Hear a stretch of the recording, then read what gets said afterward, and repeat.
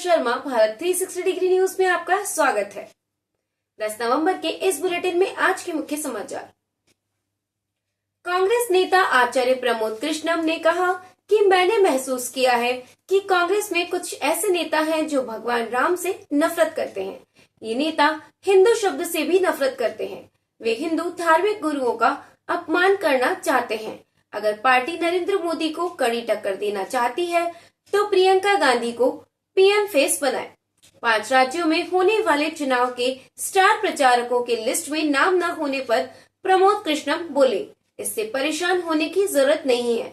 हो सकता है कि पार्टी नेतृत्व हिंदुओं का समर्थन न चाहता हो। ये भी मुमकिन है कि उन्हें एक हिंदू गुरु को स्टार प्रचारक नियुक्त करने के मकसद में कुछ खामी नजर आती है। यह पार्टी का फैसला है। उन्होंने 10 नवंबर को न्यूज एजेंसी ANI को दिए इंटरव्यू में ये बातें कही।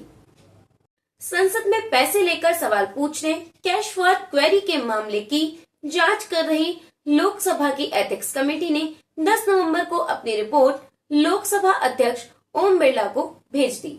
मीडिया रिपोर्ट्स में इसकी पुष्टि की गई है।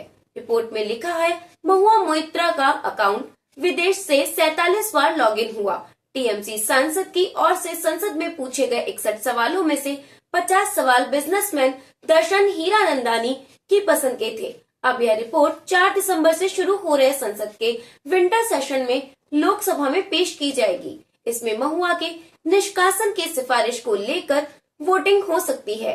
बीजेपी सांसद विनोद कुमार सोनकर की अध्यक्षता में कमेटी ने गुरुवार 9 नवंबर को बैठक की और 479 पन्नों की रिपोर्ट को स्वीकार कर लिया। लोकसभा की एथिक्स कमेटी की निचले सदन के किसी सांसद के खिलाफ की गई यह पहली कार्रवाई है। उदयपुर में प्रधानमंत्री नरेंद्र मोदी की सभा के अगले दिन आज उदयपुर में पूर्व केंद्रीय मंत्री और कांग्रेस नेता जयराम रमेश ने हमला बोलते हुए कई सवाल खड़े किए। उन्होंने कहा कि भाजपा के 2 सुपरस्टार कैंपेन ईडी और सीबीआई है। उदयपुर में प्रेस कॉन्फ्रेंस में रमेश ने कहा कि भाजपा के स्टार कैंपेन तो गृह मंत्री अमित शाह और यूपी सीएम योगी आदित्यनाथ हैं। वे बोले कि प्रधानमंत्री और भाजपा के सुपरस्टार कैंपेन ईडी और सीबीआई को राजस्थान और छत्तीसगढ़ में कांग्रेस सरकार के खिलाफ उतारा है। इन एजेंसियों का मिसयूज किया जा रहा है। एक दिन पहले उदयपुर की सभा में मोदी के कन्हैया लाल की हत्या राजस्थान सरकार पर बड़ा दाग देने और बड़े मगरमच्छ भी पकड़ेंगे वाले बयान पर जयराम रमेश ने एक फोटो निकालकर सामने करते हुए कहा कि ये किस पार्टी का मगरमच्छ है। उन्होंने कहा कि कन्हैया हत्याकांड में राजस्थान सरकार ने 4 घंटे में आरोपी को पकड़ लिया और ये भाजपा कार्यकर्ता है। वे बोले, प्रधानमंत्री ने कल ही उदयपुर में फिर दोहराया, इसलिए मैं ये फोटो लेकर आया हूँ।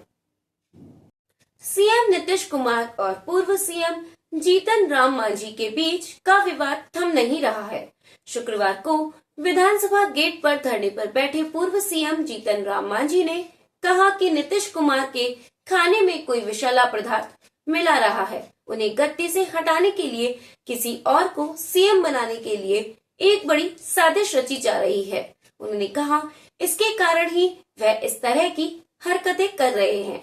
कभी विधानसभा में महिलाओं पर विवादित टिप्पणी देते हैं तो कभी मंत्री अशोक चौधरी के पिता को श्रद्धांजलि देने की बजाय जिंदा मंत्री पर ही फूल चढ़ाने लगते हैं।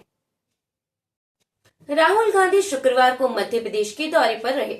सतना में चुनावी सभा के बाद बड़वानी के राजपुर में राहुल ने कहा, तोमर के बेटे का वीडियो सामने आने के बाद मोदी और ईडी ने कार्रवाई क्यों नहीं की। राहुल ने कहा, मध्य प्रदेश को 53 अफसर चलाते हैं, इनमें सिर्फ एक अफसर ओबीसी है। अगर मध्य प्रदेश का बजट 100 रुपए है तो ओबीसी अफसर सिर्फ 33 पैसे पर निर्णय लेता है। मतलब आबादी 50%, लेकिन भागीदारी 100 रुपए में सिर्फ 33 पैसे। इससे पहले सतना में राहुल गांधी ने कहा, पीएम मोदी का रिमोट कंट्रोल अडानी के हाथ में है। मोदी और शिवराज ने हमारी सरकार चोरी की क्योंकि वो जानते हैं कि कांग्रेस सरकार अडानी के लिए काम नहीं करेगी। जैसे ही मध्य प्रदेश में कांग्रेस सरकार आएगी, सबसे पहला कदम जातीय जनगणना कराएंगे। केंद्र में आते ही नेशनल जातीय जनगणना कराएंगे। जयपुर में आदर्श नगर से बीजेपी प्रत्याशी रवि नैयर ने कांग्रेस प्रत्याशी पर गायों की हत्या का गंभीर आरोप लगाया है। आज बीजेपी मीडिया सेंटर पर प्रेस को संबोधित करते हुए रवि नैयर रोने लगे। रोते हुए उन्होंने कहा, आज इन लोगों ने मेरी मां की हत्या करवाई है। उन्होंने कहा, आदर्श नगर विधानसभा क्षेत्र में जहां मैंने प्रधान कार्यालय बनाया है, वहां 3 गाय पहले से थी। मैं गौ भक्त हूँ, इसलिए मैंने उन गायों को वहां से नहीं हटाया। कल रात को जब मैं कार्यालय से गया तो गाय सही थी। सब जानते हैं कि मैं सुबह 6 बजे से 8 बजे तक गौ सेवा करता हूँ। जब मैं कार्यालय पहुंचा तो तीनों गाय अलग अलग जगह एक ही अवस्था में पड़ी हुई थी। हम उन्हें पशु चिकित्सालय लेकर गए तो चिकित्सकों ने बताया कि उनकी 3 घंटे पहले मौत हो चुकी है। उन्होंने कहा, मेरे विधानसभा क्षेत्र से जो प्रत्याशी हैं, सनातन विरोधी हैं। गायों की हत्या में उनका हाथ है। उन्होंने कहा, मैं सरकार से मांग करता हूं कि इन तीनों गौ माताओं का मेडिकल बोर्ड से पोस्टमार्टम करवाया जाए, वहीं इस मामले की जांच की जाए। मुख्यमंत्री अशोक गहलोत ने कहा कि भाजपा वाले हमें बदनाम करते हैं कि हम हिंदू नहीं हैं, गौ भक्त नहीं हैं। इन आरोपों में कोई दम नहीं है। गायों के लिए सबसे ज्यादा काम और सबसे ज्यादा अनुदान हमने दिया है। ओपीएस से कर्मचारियों को राहत दी है। अगली बार हम कानून बनाएंगे जिससे कोई ओपीएस को खत्म नहीं कर पाएगा। गहलोत शुक्रवार को बाली के कणगोर मैदान में कांग्रेस प्रत्याशी बद्रीराम जाखड़ के समर्थन में चुनाव सभा को संबोधित कर रहे थे। उन्होंने कहा कि मुझसे जो मांगा गया मैंने मना नहीं किया। मैंने कहा था कि मांगते मांगते थक जाओगे, लेकिन मैं देते देते नहीं थकूंगा। यहाँ के एमएलए ने मांगने में कंजूसी की होगी, इसका मैं कुछ नहीं कर सकता।